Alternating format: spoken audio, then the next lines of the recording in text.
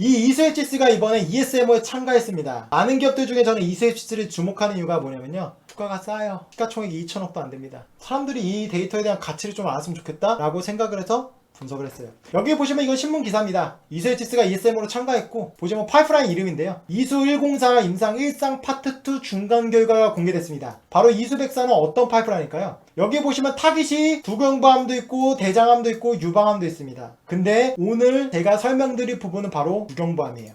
우리는 이수 앱지스가 진행하고 있는 이수104 부분의 두경부암에 대한 데이터를 주목하자. 내용을 좀 보면요, 여러분들 두경부암이 뭔지 아시잖아요? 여기는 하인두암, 우리 침샘암도 있고요, 혀암도 있고요, 여기 비인두암. 그러니까 이 두경부암 같은 경우는 모든 침샘암, 하인두암, 비인두암 이런 것들을 통합해서 이것을 두경부암이라고 해요. 여기 보시면 전 세계적으로 환자 숫자를 본다면요, 70만 명 정도로 긍정적으로 보고 있어요. 근데 지금 이벨리에이트 파마 같은 그룹은 어떻게 보면 52만 명. 그러니까 지금 어떻게 보면 50만 명 정도에서 70만 명 정도로 꽤나 시장성이 있는 시장이라고 보시면 됩니다.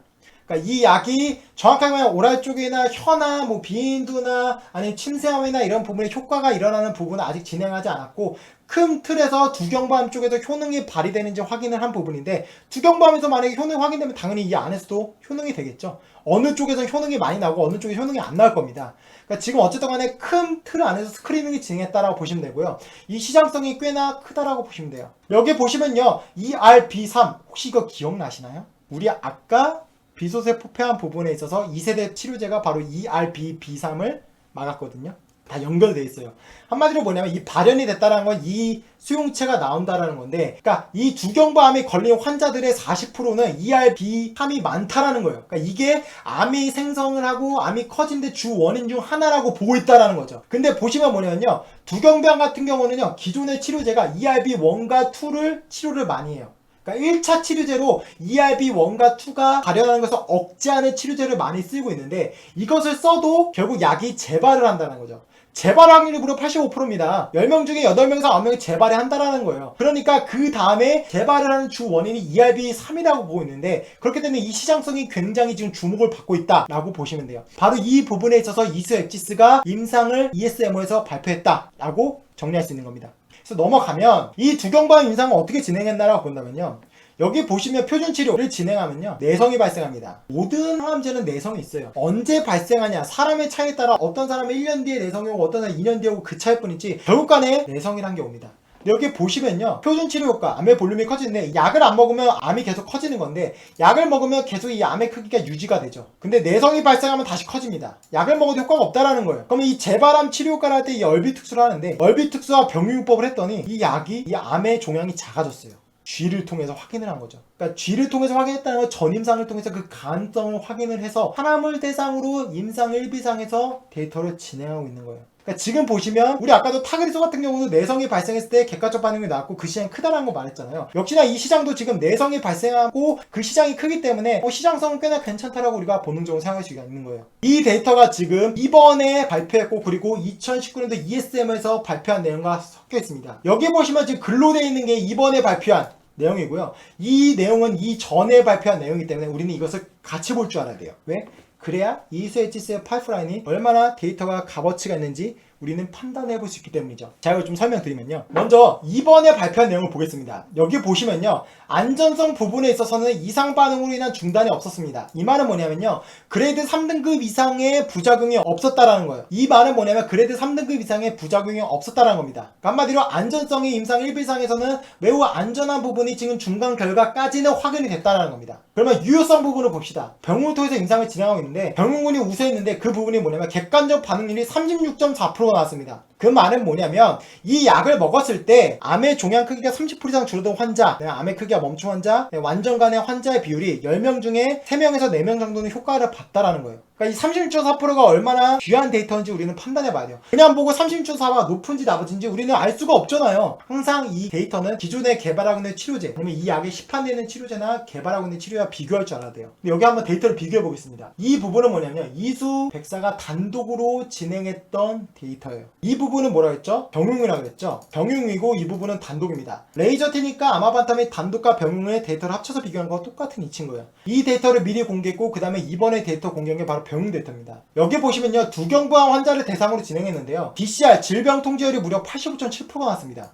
5할날이 몇 프로가 나왔죠? 14.3%가 나왔습니다. 지금 보시면 병용의 데이터를 볼 때 22%가 늘어난 게 볼 수가 있죠. 우리는 이번 병용 데이터 ESM의 중간 결과에서는 DCR을 발표하지 않았지만 DCR도 85.7%와 버금가는 긍정적인 데이터가 나올 수 있겠구나 라고 합리적으로 기대해 볼 수가 있는 거예요. 그런데 중요한 게 뭐냐면요, 이 경쟁사가 있어요. 바로 이 셀덱스에서 개발하고 있는 약인데요, ESM에서 낸 데이터를 보면요, 단독에서는 5할날이 14.4%가 나왔고요, DCR 질병 통제율은 85.7%가 나왔습니다. 그런데 이 셀덱스 같은 경우는 5할날이 7%, 그러니까 100명 중에 7명만 효과가 있는 거예요. 그런데 지금 질병 통제율은 53.3%가 나왔습니다. 그러니까 지금 보면요, 경쟁 기업보다도 훨씬 더 우수한 데이터가 나왔어요, 단독으로. 근데 추가적으로 이번에는 병용요법을 통해서 임상 데이터를 공개했습니다. 근데 이게 몇 프로가 나왔죠? 36.4% 나왔습니다. 나머지는 공개하지 않았어요. 근데 제가 아까 무슨 말씀드렸죠? 병용요법을 한 이유가 뭔가요? 단독으로 진행했을 때보다 병용요법을 진행했을 때 약의 효능이 더 좋을 거라고 기대하기 때문에 병용요법을 진행했다라고 말씀드렸죠. 지금 병용요법을 봤을 때 객관적 반응률이 굉장히 좋게 나왔어요. 그러니까 우리는 이 질병 통제율 DCR 부분도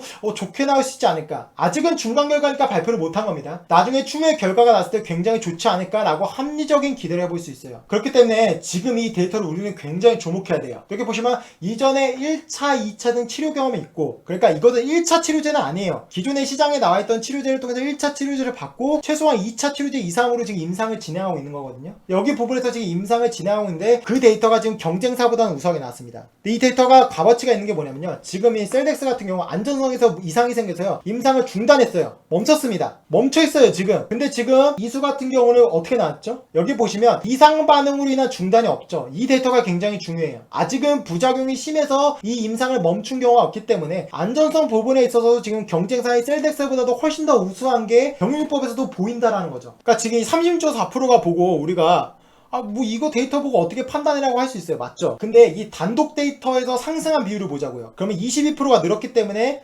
DCR도 좋지 않을까? 보통 이 데이터들이 같이 가요. OS, PFS 같이 가잖아요. 객관적 반응률이 높다는 건 뭐냐면요, 이 DCR도 높을 가능성이 높아요. 왜? 이 DCR의 비율이 뭐죠? 부분간에 암세포가 30% 이상 줄어든 환자의 비율, 그 다음에 암세포가 멈춰있는 SD, 그 다음에 완전간에가 포함되어 있기 때문에요, 이게 높으면 이게 같이 갑니다. 경향이 같아요. 이게 높아졌는데 이게 막 낮아질 수는 없어요. 방향성은 같다라는 거예요, 제가 말씀드리는 건. 그렇기 때문에 지금 단독에서 14.3이 나왔고 병용법에서 기대한 건 단 하나, 객관적 반응률과 우수한 안전성밖에 없습니다. 하지만 우리는 이 데이터가 굉장히 기대해볼 법하다는 거예요. 그래서 넘어가면요, 이 기사를 우리는 의미있게 봐야 돼요. 이셀치스 표적항암제 ISU-104가 나스닥 상장사 및 중국 제약사 기술 이전 논의 중. 우리는 이렇게 생각할 수 있어요. 우리가 아무것도 모르면 갑자기 우리가 신문을 접합니다. 기술 수출됐대, 대박이야, 막 이미 주가 날라갔죠. 사실 기술 수출이 되는 부분은 일반인이 예측을 할 수 없어요. 근데 이렇게 데이터가 어느 정도 공개가 되면 이 데이터를 분석을 통해서 합리적으로 조금 될 수 있지 않을까? 이건 안 될 거야 라고 개별적으로 판단을 할 수 있는 거예요. 제가 앞서 큐리언트 영상 보신 분 있죠? 큐리언트 부분에 있어서 저는 아토피 피부염 부분에 있어서는 기술 수출 가능성이 낮다라고 말했어요. 왜? 기존 치료되어 있는 부분과 데이터를 비교할 때 메리트가 없었거든요. 근데 지금 이 데이터는 여러분들이 어떤가요? 물론 중간 결과입니다. 추후엔 데이터가 나오겠죠. 완벽한 결과가 나올 거예요. 그죠? 근데 이 중간 결과 데이터만으로도 여러분들은 기수출할 가능성이 보이시나요? 이거는 여러분들이 판단할 부분입니다. 그러니까 데이터 보고 얘기하면 돼요. 근데 그 데이터를 그냥 이 데이터만 보면 의미가 없죠. 경쟁사와 비교도 해보고 과거 데이터가 병용이면 단독보다 상승이 됐는지,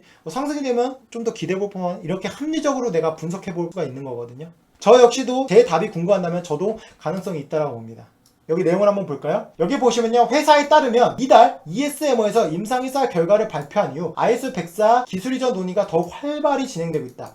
안전성 보셨죠? 병용법에서 안전성 때문에 임상을 중단하는 경우가 없기 때문에 안전성은 일단은 임상 1상 중간 결과까지는 확인이 된 겁니다. 그리고 효능성 보셨죠? 객관적 반응률이 단독에서는 이미 괜찮았습니다. 근데 지금 경쟁사 같은 경우 안전성에서 문제가 생겨서 이미 지금 임상이 중단됐죠? 효능성 부분도 지금 객관적 반응률을 볼 때 단독에서 14%였습니다. 병용에서 36%가 나왔죠? 그럼 질병 통제율이 단독에서는 객관적 반응률이 14%였고 85.7%였는데 이 질병 통제율도 적어도 85.7%보다 이상이 나올 수 있지 않을까라고 합리적으로 우리는 기대해볼 수 있어요. 그렇다면 충분히 글로벌 비판만은 아니더라도 중국의 이런 제약사들이 돈 주고 살 수 있지 않을까? 이렇게 우리는 합리적으로 생각해볼 수 있는 거예요.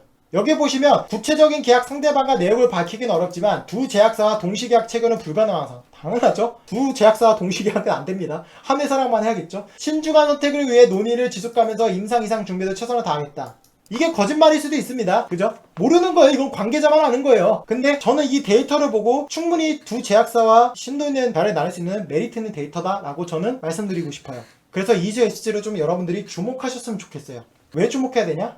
너무 쌉니다. 그리고 제가 항상 뭐라 그랬죠? 저는 이렇게 많이 떨어진 종목을 좋아해요. 이즈에시지 왜 떨어졌을까요? 기대감에 많이 올랐으니까 수익 실현한 걸로 보여져요.